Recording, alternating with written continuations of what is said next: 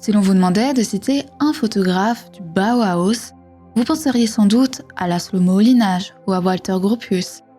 Mais derrière les images iconiques de ce mouvement d'avant-garde, une femme a œuvré dans l'ombre. Une femme dont le regard a façonné la mémoire du Bauhaus sans que son nom ne soit retenu par l'histoire. Lucia Moholy. Photographe, intellectuelle, archiviste, elle a contribué à fixer sur ses plaques de verre toute l'ADN du Bauhaus. Sans elle, peut-être que nous n'aurions jamais gardé de traces aussi précises de cette école hors du commun. Mais ce qui aurait dû être un héritage visuel exceptionnel s'est transformé en combat acharné. Lucia Moholy était une femme brillante, indépendante et visionnaire. Et c'est précisément ce qui lui a valu d'être éclipsée de l'histoire officielle du mouvement. Son travail a été exploité, volé, et pendant des décennies, elle a dû lutter pour récupérer son œuvre et rétablir son nom. Dans ce récit en 2 épisodes, je vous emmène explorer son parcours, de son enfance à Prague jusqu'à son rôle central au Bauhaus, avant de plonger dans sa fuite face à la montée du nazisme, la spoliation de son œuvre et son combat pour la reconnaissance. Son histoire est celle d'un génie oublié, d'un combat pour la justice et d'une femme qui a refusé d'être effacée. Alors installez-vous confortablement et préparez-vous à découvrir une aventure hors du commun, celle d'une femme dont l'héritage a bien failli disparaître à jamais. Je suis Élodie Bonin et vous écoutez Nicéphore, le podcast qui vous plonge dans l'histoire de la photographie pour insuffler une nouvelle ère dans votre créativité.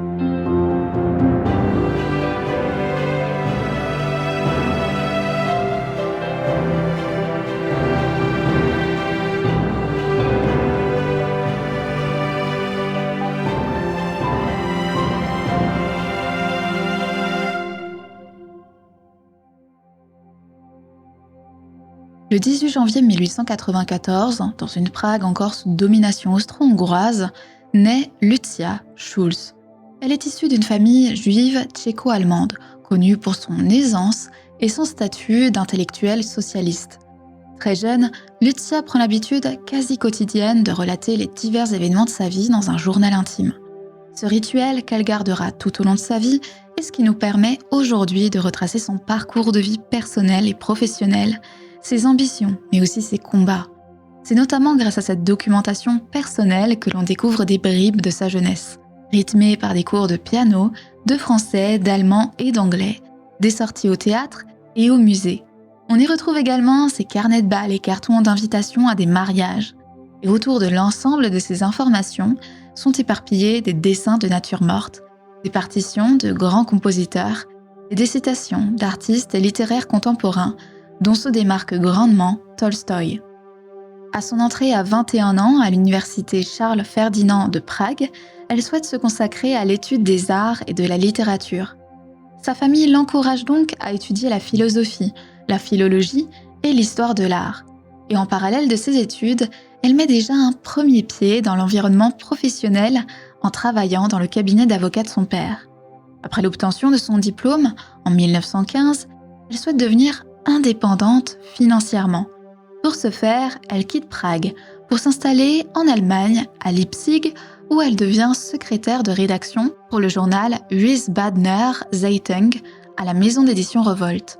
Cette autonomie financière fait la fierté de la jeune femme, qui est parvenue à vivre par elle-même dans une société qui soutient peu les femmes célibataires et indépendantes.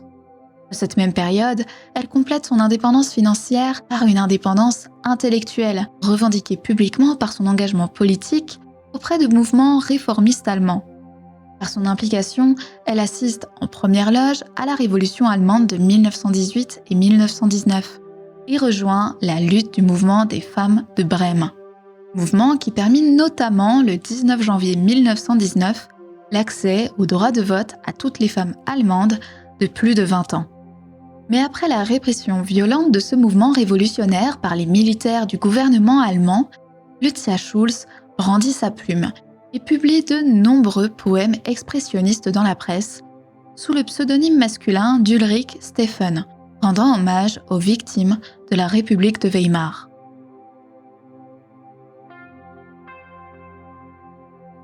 À 26 ans, elle fait une rencontre berlinoise qui va changer radicalement son avenir. Celle d'un dénommé Laszlo Moholy-Nagy, un artiste hongrois de 25 ans.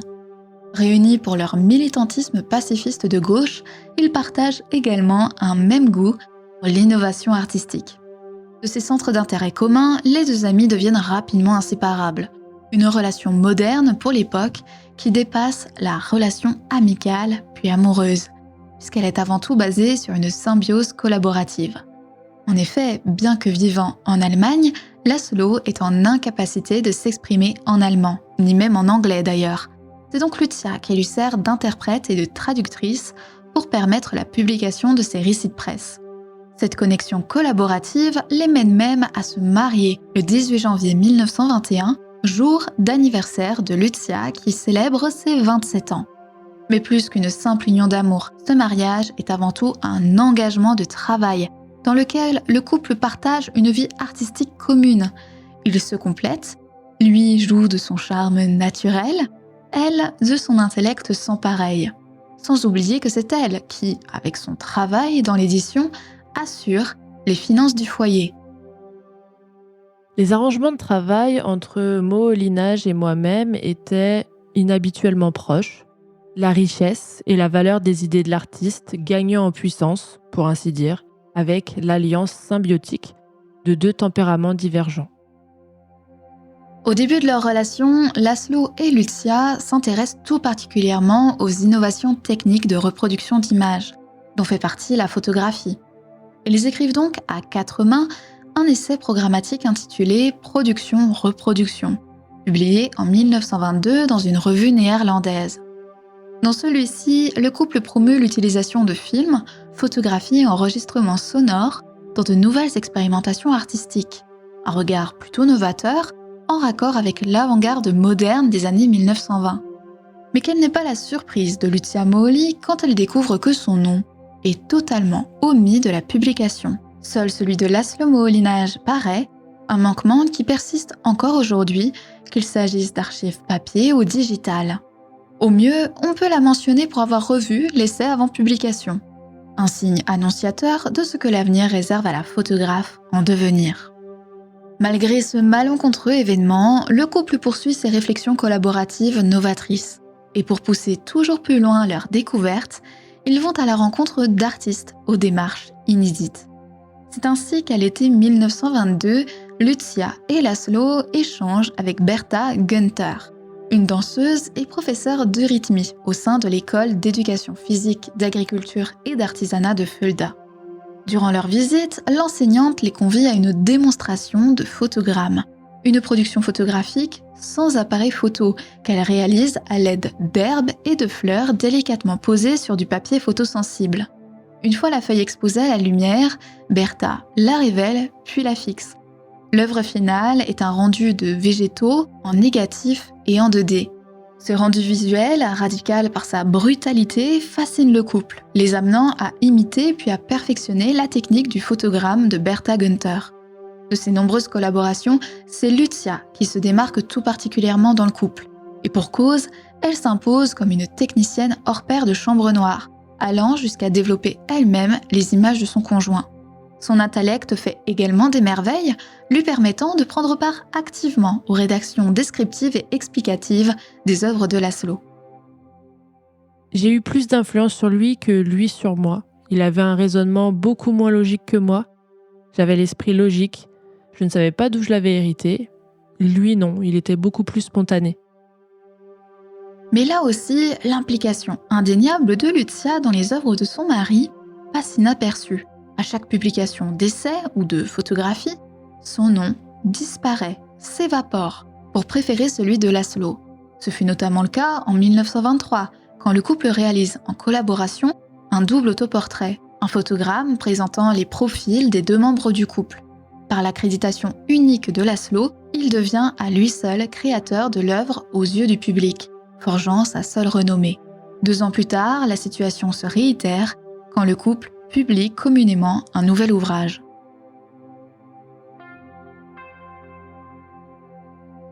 En 1923, Walter Gropius embauche Laszlo Moholy-Nagy pour enseigner en tant que maître à l'école du Bauhaus de Weimar. À cette occasion, Lucia emménage avec Laszlo sur place et rencontre personnellement les acteurs du mouvement émergent. Naît alors une forte amitié entre le couple Moholy et le couple Gropius, composé de Walter et de Is. Dans cette nouvelle ville, Lucia échange avec le photographe local Hermann Eckner, qui la forme officiellement au médium. Face à son talent indéniable, Walter Gropius demande à Lucia Moholy de photographier les réalisations du Bauhaus. Cette charge, la photographe la prend très à cœur et révèle par sa pratique un regard esthétique singulier sur les designs novateurs de l'école. À l'aide de son appareil photo en bois d'acajou sur pied, elle réalise des prises de vue sur plaques de verre au format 18 par 24 et 13 par 19. Y révélant les matières des objets, les reflets des cuivres, la transparence des lampes, la brillance du cuir, ces compositions sont graphiques et contrastées, en cohérence totale avec le courant de la nouvelle vision. Et bien que ce nouveau travail est d'une qualité remarquable pour l'époque, Lucia n'est relayée qu'au rang de femme 2, la privant ainsi d'un salaire amplement mérité. Un coup dur pour cette femme indépendante qui, peu de temps plus tôt, était encore la principale source de revenus du foyer Moholy. Les photographies que je faisais au Bauhaus ne me rapportaient pas d'argent. J'avais parfois droit à une petite allocation pour couvrir mes frais de logement, mais mon travail de photographe n'a jamais été rémunéré.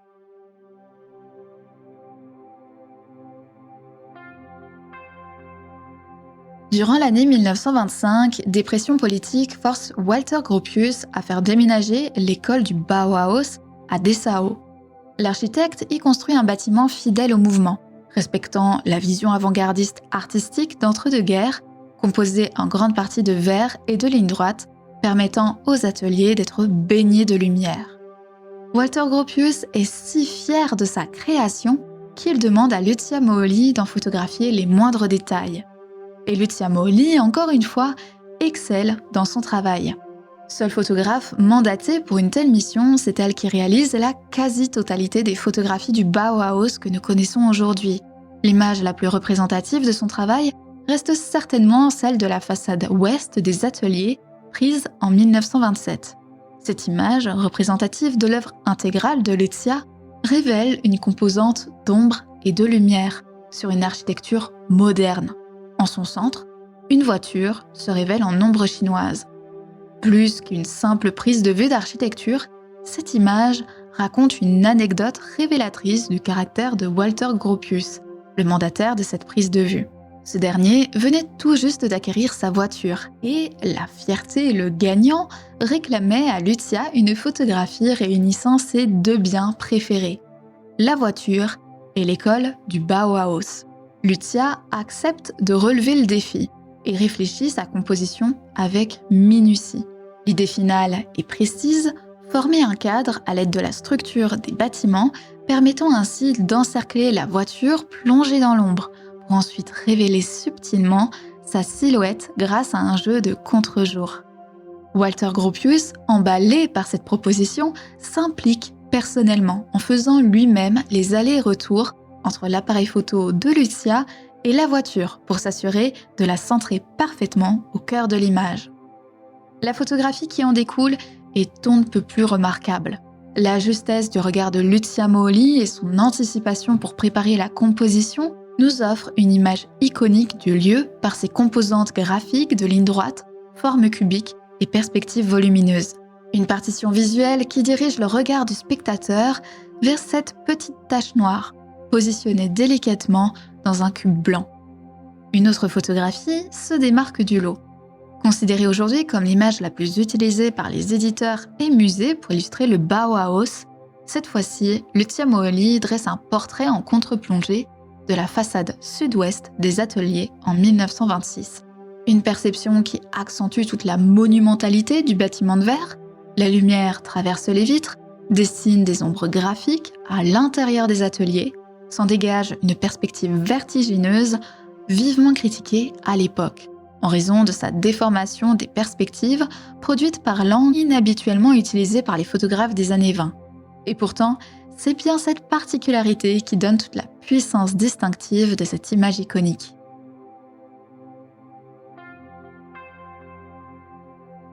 Ajoutée à l'école même, Lucia Moholy immortalise également les maisons des maîtres, des pavillons modernes pensés par Walter Gropius pour loger les enseignants de l'école ainsi que leurs familles. Le pavillon des Moholy est jumelé à celui du couple Gropius. Et c'est ce pavillon avant-gardiste de l'architecture moderne que Lucia va photographier jusque dans les moindres recoins, autant intérieurs qu'extérieurs. Elle y capture l'architecture du bâtiment, mais aussi les aménagements intérieurs, le mobilier qui s'adapte au mode de vie de ses habitants, ainsi que les vues des différentes fenêtres. Et pour compléter sa vaste étude photographique du Bauhaus, Lucia réalise de nombreux portraits d'enseignants et étudiants. Des images identifiables par leur cadrage particulièrement serré qui révèlent une légère présence de flou ainsi que des contrastes insistants. Lucia Moholy possède désormais un corpus d'images assez diversifié pour révéler toute l'ADN du Bauhaus, mais aussi sa démarche artistique, proche du mouvement de la Nouvelle Vision, mouvement auquel elle sera définitivement rattachée quand la photographe exposera ses tirages en 1925 à l'occasion de la très célèbre film Une photo de Stuttgart. Enfin, pour compléter son panel de talents qui ne sont plus approuvés, la photographe supervise elle-même la publication des Bauhaus Bücher, autrement dit, les livres du Bauhaus. Ces 50 volumes avaient pour vocation d'aborder, selon les dires de l'école, et je cite, les problèmes artistiques, scientifiques et techniques de divers domaines spéciaux. Y étaient donc réunis de multiples articles et essais, à la fois d'artistes de la peinture moderne, mais aussi des maîtres du Bauhaus, offrant ainsi un aperçu des matières enseignées au cœur de l'établissement, telles que l'architecture, le théâtre et bien plus tard, la photographie. Je souhaite également préciser que cette fois-ci, Lucia Moholy est bien accréditée sous l'usage de chacune de ses photographies. Et heureusement, puisque c'est elle qui supervise ses ouvrages.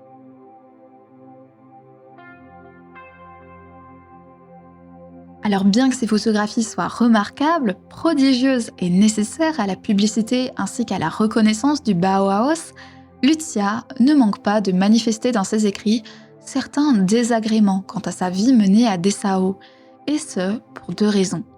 La première est certainement la plus importante, il est ici question de l'environnement dans lequel elle évolue et qui est on ne peut plus sexiste. Une image bien éloignée de l'école novatrice qu'est le Bauhaus. On se rappelle notamment que Walter Gropius, au jour de l'ouverture de l'établissement, revendiquait une égalité totale. Toute personne ayant une bonne réputation et disposant d'une formation appropriée sera admise dans la mesure des places disponibles, quel que soit son âge ou son sexe. Et comme nous ne sommes jamais en manque de citations en ce qui concerne notre cher Walter Gropius, voici son leitmotiv quand il est question d'égalité des sexes. Aucune différence entre le beau sexe et le sexe fort. Égalité absolue, mais aussi les mêmes devoirs. Aucun égard pour les dames, au travail, tous sont des artisans. Alors dans les discours, c'est bien beau, mais sur le papier, l'égalité est vite remise en question. Puisque dans son premier devis, le fondateur prévoit l'accueil de 50 femmes pour 100 hommes. Autant dire que Walter Gropius n'est guère satisfait quand il constate que la majorité des inscriptions concernent des étudiantes. En tout et pour tout, la première année de l'ouverture du Bauhaus, on compte alors 84 femmes pour 79 hommes. Vous me direz que pour 5 femmes, on peut vite passer à autre chose, mais pour Walter Gropius, la différence est énorme, et ça, il ne peut l'accepter. Comme le conseil de l'établissement est en incapacité d'interdire les inscriptions des étudiantes, en raison de la nouvelle constitution de Weimar qui permettait aux femmes d'accéder librement à l'apprentissage, le fondateur cherche à freiner leur inscription en annonçant haut et fort, et je cite ici ses propres propos, un isolement sévère dès l'admission, surtout pour le sexe féminin trop fortement représenté à en croire les chiffres. Il commence donc à augmenter les coûts des inscriptions pour les femmes, afin de les empêcher d'intégrer certains cours qu'il rend trop onéreux. Tout d'abord, les cours qu'il considère comme masculins. On parle ici de la métallurgie, la menuiserie, la verrerie et la sculpture sur pierre. Il ajoute ensuite les matières à en juger trop lourdes pour les femmes, à savoir tout ce qui est relatif à la peinture. Et enfin, l'architecture, matière qui lui tient particulièrement à cœur, puisque lui-même est architecte et qu'il considère sans se cacher que les femmes sont, selon ses dires, incapables de penser en 3 dimensions. Et pour faire valider ces démarches par le conseil, il argumente en disant lui-même qu'il est bon d'éviter les expériences inutiles.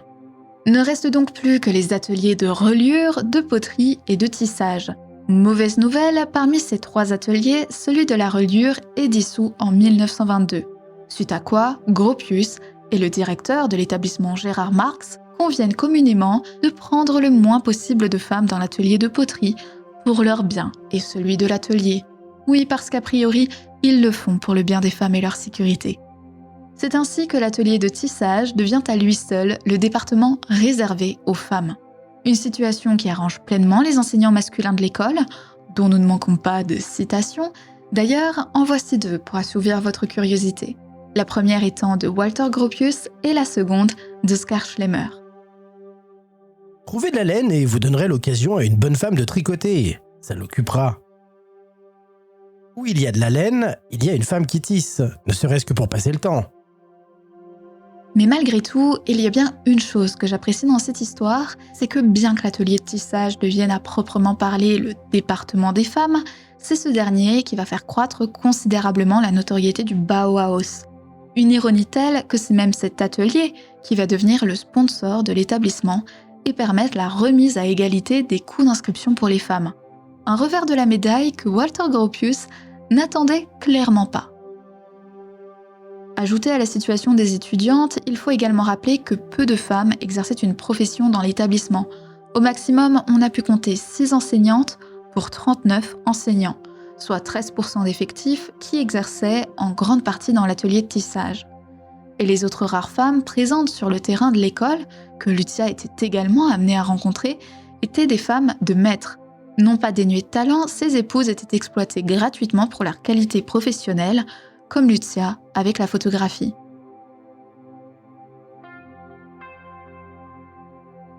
Ajouté à cette école empreinte de sexisme, son mariage avec Laszlo Molinage bat de l'aile. Tous 2 entretiennent d'autres relations, Lucia avec l'historien de l'art Franz Roh et Laszlo avec l'actrice Hélène Frank. Bien que tous 2 et leur entourage soient au courant de leur relation extra-conjugale, Lucia et Laszlo ne prévoient aucunement de se séparer. Rappelons bien que leur mariage n'est nullement basé sur de l'amour, mais sur ce lien indéfectible de la collaboration artistique. Face à cet environnement nocif pour Lucia, la photographe décide donc de prendre une pause et de s'isoler dans le village campagnard de Schwarzerden. Loin de l'animation d'avant-garde urbaine, Lucia retourne à la nature, où elle se retrouve avec elle-même et en profite pour entamer une nouvelle étude photographique, cette fois-ci portée sur le corps féminin. Elle photographie son propre corps dans la nature, mais aussi ceux d'autres femmes qui s'approprient leurs mouvements par la danse et d'autres sports. Dans cette démarche, elle réalise 2 années plus tard l'un de ses autoportraits phares, un nu de dos en 1930, qui est loin des imageries idéalisées du corps féminin. Ici, elle ne cherche ni à s'amincir, ni à accentuer des formes voluptueuses, elle cherche plutôt à éclairer son propre corps pour y apporter un regard objectif, réaliste, mais non moins dénué d'esthétisme. Un corps réel, éloigné des canons de beauté des campagnes publicitaires, qu'il soit question de celle de son époque ou bien des nôtres. Dans une interprétation plus métaphorique, on pourrait presque voir dans les photographies de nus de Lucia une quête de libération du cadre oppresseur et limitant du Bauhaus.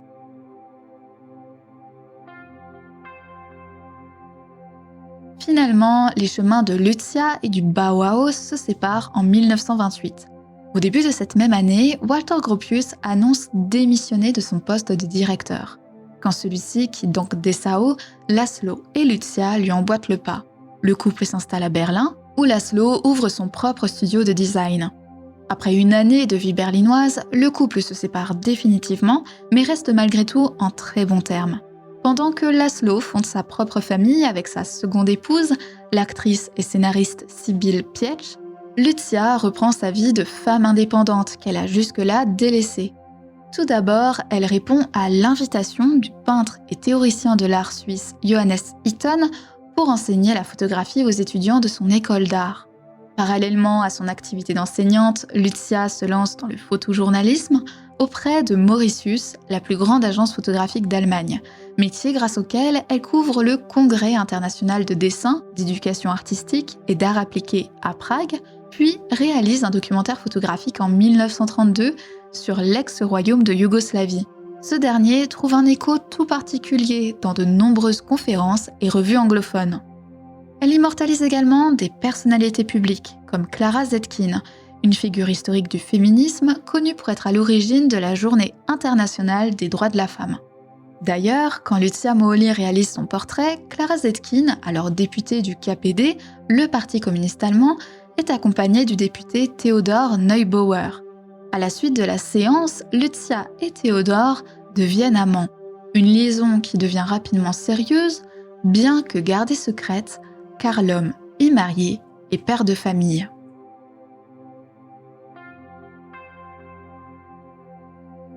Lucia Moholy a consacré des années à documenter le Bauhaus, à en révéler la lumière, les formes et les visages.